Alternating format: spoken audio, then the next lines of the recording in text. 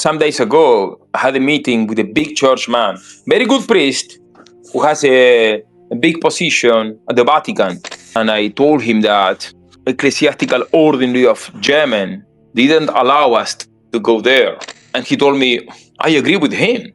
Why you agree with him? Oh, because that's crazy, that's insane. Then I told him one of our TavNet's experiences in one zero Catholic countries. Then said, oh, good. He was amazed, he was shocked.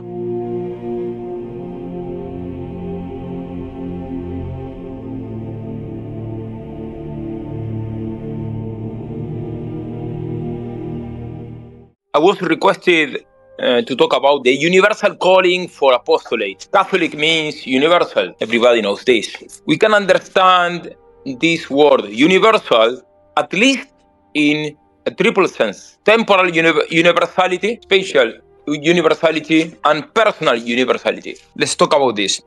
First, temporally. We have a temporal universality of the calling for apostolate. This means that the divine calling for apostolate is universal on a temporal sense. That is, we are called to do mission. Human beings are called to do mission from creation to the final judgment. Saint Teresa of Lisieux, doctor of the church, she said that she was willing to be a missionary from the creation day until the final judgment. But mainly, calling for apostolate is from Ascension and Pentecost. And when evangelization will end, we already say before final judgment. But more specifically, evangelization finish, human history will finish.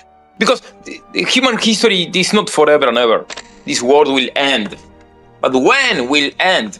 When the last human group will be announced the gospel. We read this on Matthew 24:14. This is not my personal doctrine. It's word of God. The good news will be preached in all the people's groups. And then the end will come. Matthew 24:14. When the gospel has reached all peoples, thanks to TavNet and other institutions, history must cease. This gospel of the kingdom will be preached throughout the whole world to all nations, and then the end. Second, spatial universality.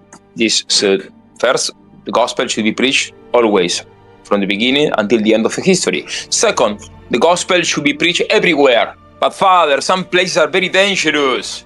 Everywhere. This is the teaching of the gospel. The gospel never said, if preaching will be very dangerous, don't go to preach. To the places, don't go. Imagine that the 12 apostles who have that mindset. So funny. I will tell you a history. Some days ago, I had a meeting with a big church man, very good priest, who has a big position at the Vatican. He belongs to a Vatican institution.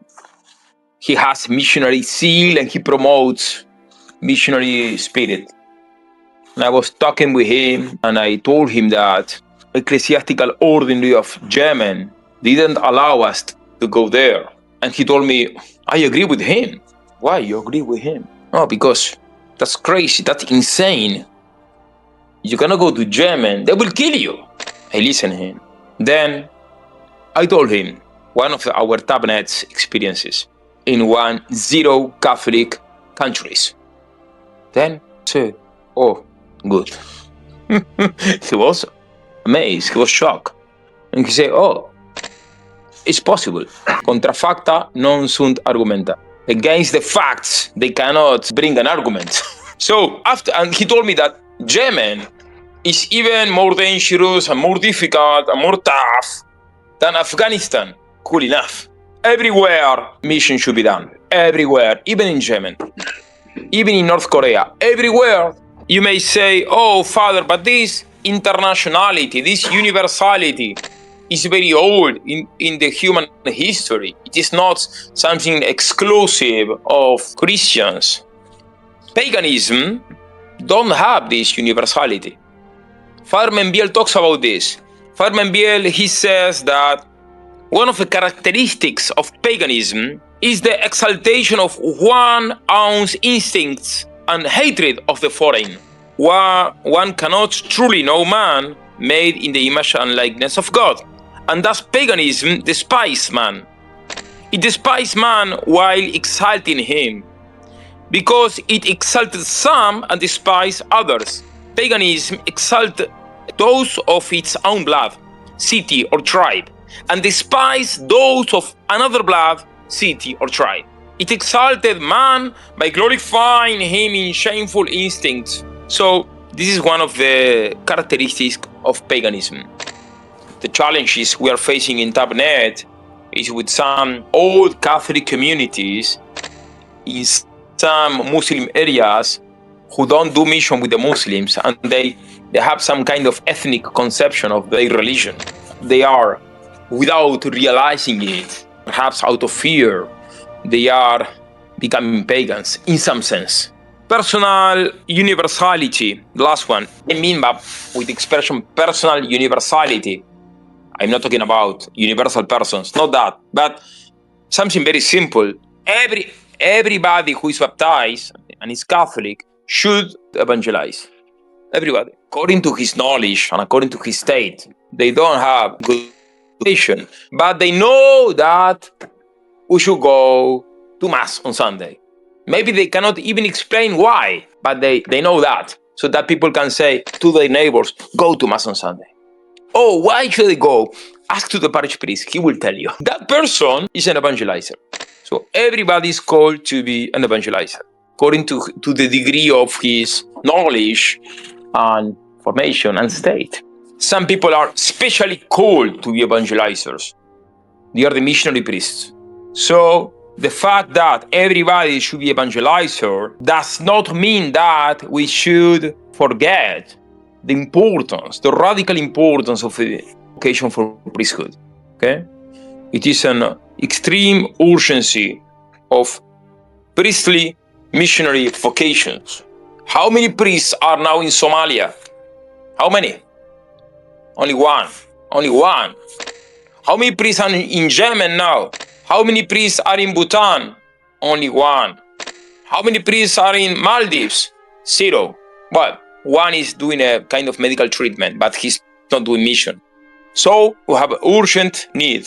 And then, so this personal universality, everybody, every baptized Catholic people should do mission, should be evangelizer, and everybody should be evangelized.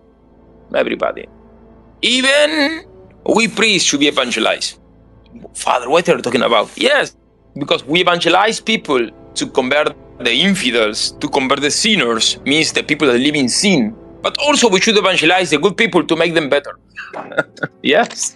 If somebody teach me one quotation about Aquinas that I don't know, he's evangelizing me. I will be grateful for that. How we will glorify God if we are holy? If I'm not holy, I cannot glorify him. But we can make this mental division following the threefold division of charity. Aquinas explains that charity, we have a charity towards God. This is the most important dimension of charity. Second, charity towards oneself. Third one, charity towards the other ones, our neighbors. So first one, charity toward God. So first of all, we should glorify God. The first prayer request of our Father, of the Pater Noster, it is not, God, make me holy. It is, may your name be glorified. That should be our first target, glorification of God. How will we glorify God? If we become holy.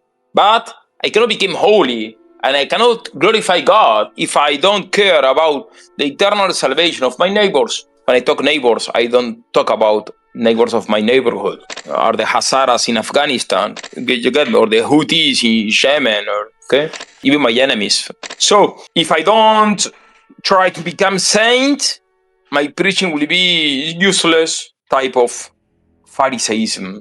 And people realize that when that preachers who preach, but they despise looking for holiness. They realize people normally realize that. So we have most part of evangelical pastors in the missions.